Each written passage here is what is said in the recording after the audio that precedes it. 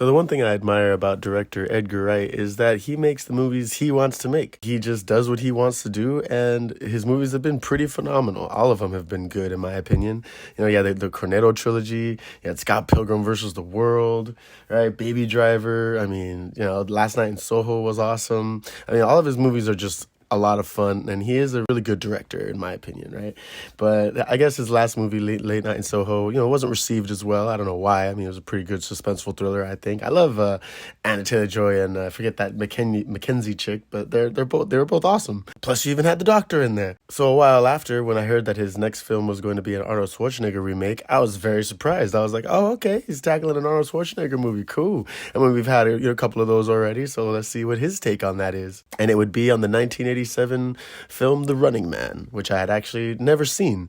So I was very, very curious, right? I had to check it out. And then I believe it was shortly after I had seen the Twisters movie when I had heard that Glen Powell was going to be in the role. So I was like, wait, he's going to be playing the character that was formerly played by Arnold Schwarzenegger? Nah, it just didn't seem right. He seems like more of a heartthrob ladies man instead of like an action star. And so I was intrigued. And then when the first trailer dropped, I was shocked. I was like, oh, okay, like this looks cool. Seems like a pretty good cat and mouse chase style action film. He's running through the city, trying to be killed by people. He's on this wild game show. What's the worst that could happen? It seems like it's pretty good. So I figured I had to go back now and watch the 87 film. And the 87 film was pretty good, right? It's based off of a Richard Bachman book, which was one of the pseudonyms, pen names and whatnot of Stephen King. So pretty cool that it's a film adapted from his other works instead of most of the just Stephen King remakes and shows that have came out as of late. Give Richard Bachman a chance. And it follows this character, Ben Richards, in the year 2025, being put on this game show called The Running Man, where you're running for your life from these stalkers, these mercenaries. I'm not sure which it is because both the 87 movie and Edgar Wright's remake do have things happen differently, but apparently Edgar Wright's is a lot more in line with the Bachman book. So I'll have to read the book to get like the whole trilogy of media in my head so I can have the story straight.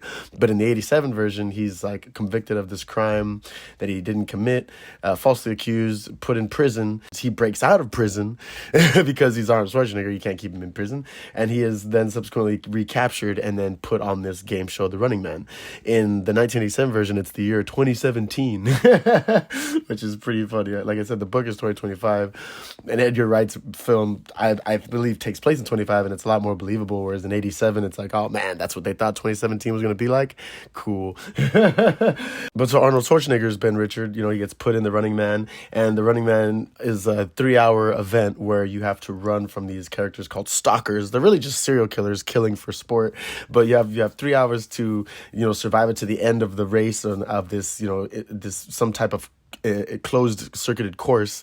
And if you win, you win $1 billion or whatever and all this stuff, and you get to say that you beat The Running Man. And it's like, at this time, no one watches anything else but this show. Like, there's probably other TV shows on, but no one gives a shit about them. They all just watch The Running Man because it's so great. And it's hosted by the Price is Right guy, so it's just pretty epic in general.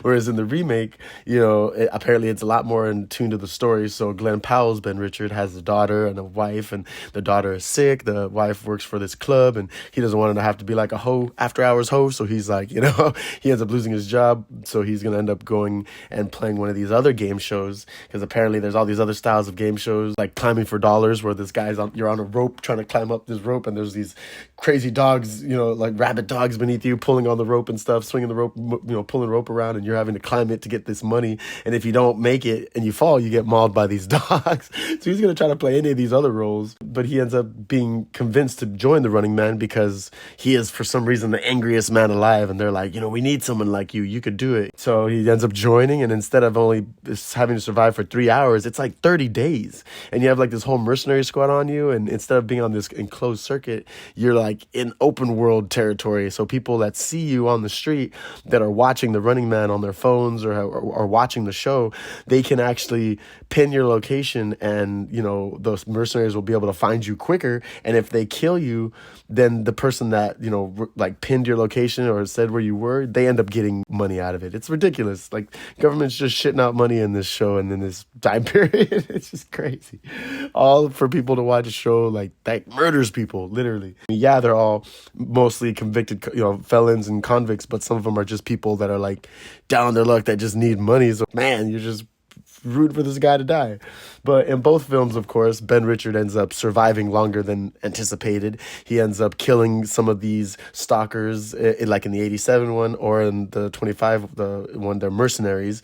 And he ends up making it to the end of this game show and kind of overthrowing the monopoly that is this game show, this corporate game show. And it's just very wild. Both movies are very different. The Arnold Schwarzenegger one is absolutely hilarious because of all this like Arnold-esque shit that goes on and his dialogue and his like him getting beat up and thrown around by these stalkers is just hilarious. But the Glen Powell Edgar Wright remake was also just as fun. It was kept me just as entertained. I guess it was a little lackluster having so much time go on, whereas the Arnold Schwarzenegger one, everything kind of happens to the point. But that's how it was back in the day with those movies. It was a lot better. This one made it seem like it could have had a sequel easily because the movie was going on to the point where it's like, all right, well, kind of pick up, or like I don't know what's gonna happen type thing. But it's just the other one just kind of wraps everything up pretty quick, where this one there's days that go by. He's worried about his family and he's all this stuff's going on all around him, and he's meeting these interesting people and he's working with people to help him, and it's just there's a lot that goes on, whereas in the Arnold Schwarzenegger movie it was just to the point, Ben Richards surviving the Running Man. But again, I'll have to read the book and really get the full story of what Richard Bachman meant to tell in my head, versus these two other great pieces of media, because both movies were fun. I would definitely suggest check out either one. I'm pretty sure you'd have a great time with either of them. But yeah, The Running Man, check it out. If you want to check out the 87 one, I suggest check that one out. Let me know what you thought. But this has been Ghost in the Craig. Thank you so much for tuning in. Like, share, and subscribe. And I will catch you guys on The Running Man, because I would totally, probably enter that show.